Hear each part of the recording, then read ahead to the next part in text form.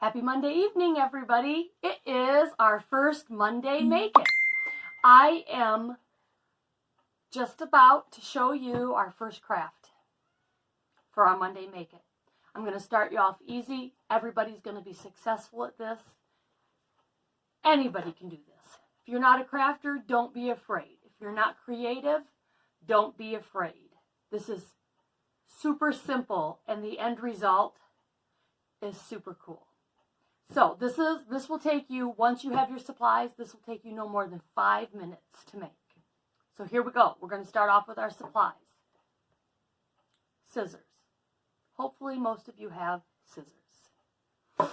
Then the next is kind of personal preference, and you'll understand and know what your preference is once you see the final product of what you'd like. But you need either some kind of ribbon, a natural ribbon. It can be a thick ribbon like this.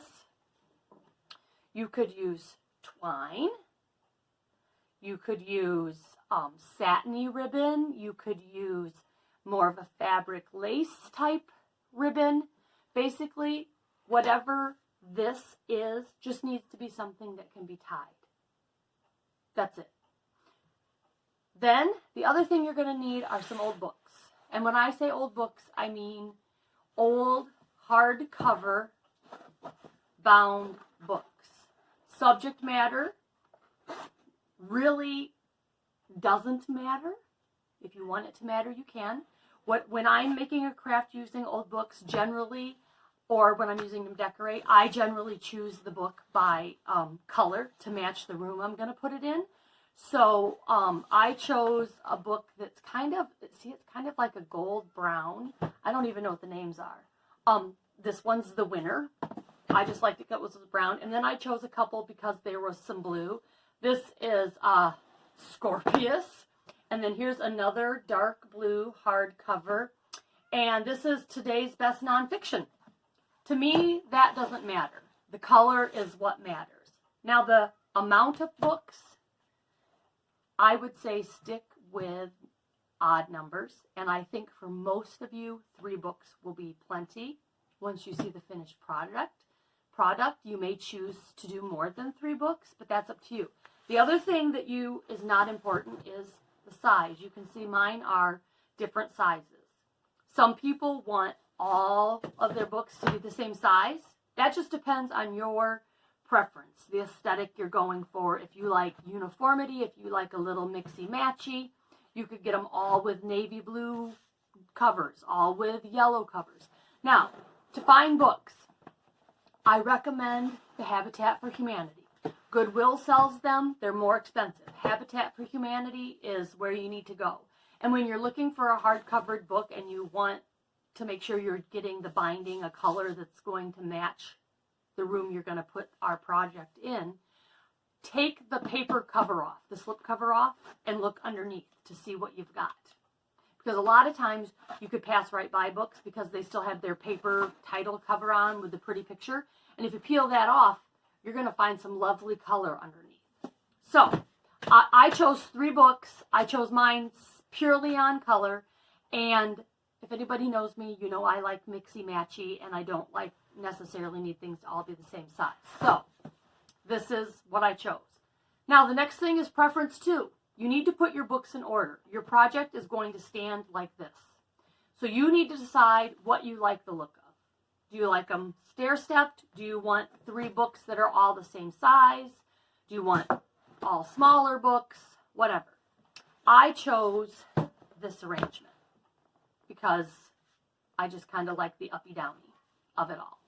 So now I have my 3 books together, and I'm choosing to use twine for my project. This also, the length of your ribbon, twine, string depends on how many times you want to wrap them around the books. We're going to tie the books together. So whatever amount you choose to do, when you figure out the length, fold it in half and find your middle so that you're kind of close on your middle. So this is about the middle. So I'm going to go like this, wrap it around the books. And then I'm in the back, I'm going to do like I'm tying my shoe. Do this. Don't worry about where your string is at first because you're going to slide it around. And I'm going to go around a couple of times because I made my lengths kind of long. I didn't enough to go around about 3 times. So here I am ending up in the front, and see they're all zigzaggy and crisscross. You can, if you do a fat ribbon, you don't have to worry about it. If you're doing a skinny ribbon, you can straighten them all up when you're done. The key to this is to tie the books together tight enough that they're not going to tip over, but loose enough that you can still do this and kind of spread the pages with your fingers a little bit. If you can do this, then you have not tied your books too tight. They're just perfect. So right now, all I'm doing, and I'll flip it around and show you, is I'm just tying my, I don't know why I just seemed to go dark there. There we go. I'm just tying my twine in a knot because I don't need anything cute. So this is what I did. Simple. See, it's just a knot. I'm going to let my tails hang. You can do a bow. You can do, after you tie it in a knot, if you want to hot glue a button or something on there for an embellishment. Really, the sky's the limit. I'm just giving you the starting point. So we've got our 3 books tied together. And I bet you're all wondering, what in creation are we doing with these 3 books? Prepared to be amazed. Say goodbye to your butcher block that holds all your knives. And say hello to your new knife holder. I know. Be amazed. Be impressed. Be intrigued. It's really that simple, everybody. Crafting and creating is not scary. And it can be as easy as this. We did not use a hot glue gun. We did not use tape. We did not use fancy scissors or a great big scary saw or paint or anything. So this is my entire steak knife set along with like a bread knife and a couple other knives. The knives slip very easily right between your pages. That's why I showed you. You don't want to tie your book so tight. You want to be able to spread it apart a little so that you can just slip your knives in. So this, hold on. Oh, I don't even know what this is for. We don't use it.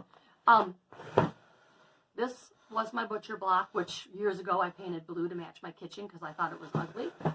And now, in my awesome vintage kitchen, this is what holds my steak knives. Ta-da! It doesn't get any easier than this. Now, if you feel real comfortable and proud of yourself with this project, I want you to post me the one you make and just put a picture of it in your kitchen or wherever you use it in the comments under this video so I can see how well you did. If you want to get really crazy and stencil something on the outside edges of your book that show, put your monogram on it, hand paint something. I mean, you could really take this a lot farther, but this is the basics of the whole thing. Now, after the fact, after I went and grabbed my books to make this project to show you all, I did think in my head, it would be really cool if you could search out vintage cookbooks. That would make this even cooler as a knife holder. So, if that's not appeals to you, go get some vintage cookbooks. You have to look a little harder, but you can find them at Habitat and, other you have to scrounge a little more for the vintage cookbooks that have the hard covers. Or if you want to go for a color theme, which is what I did, there you go, just like so. And you have a little knife rack. Look how, I'm going to show you. Out comes the steak knife. Now watch. This is like, you just drop it in. And all steak knives have a little bump out where the handle starts, so it automatically stops. Like I can't shove it down in the book. It just stops. So, there you go. DIY vintage book knife holder. You're welcome. Post yours in the comments below. I know you can do it. Happy Make It Monday, everybody.